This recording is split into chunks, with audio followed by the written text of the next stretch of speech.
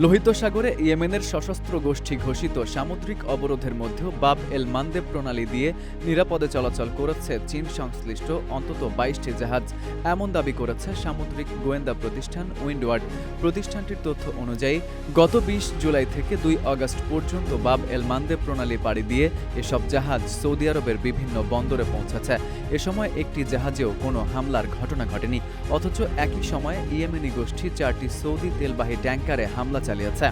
উইন্ডওয়ার্ডের দাবি, এ থেকে বোঝা যাচ্ছে চীন সংশ্লিষ্ট জাহাজগুলোর জন্য কার্যত আলাদা ধরনের নিরাপদ চলাচলের সুযোগ তৈরি হয়েছে। প্রতিষ্ঠানটি আরও জানায়, হরমুজ প্রণালীতেও একই ধরনের চিত্র দেখা গেছে।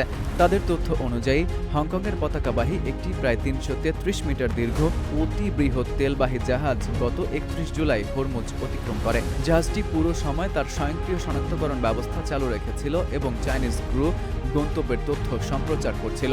জাহাজটি ইরাকের আল বাসরা অয়েল টার্মিনাল থেকে প্রায় ২১,৪০,০০০ ব্যারেল অপরিশোধিত তেল নিয়ে সিঙ্গাপুরের উদ্দেশ্যে যাত্রা করে।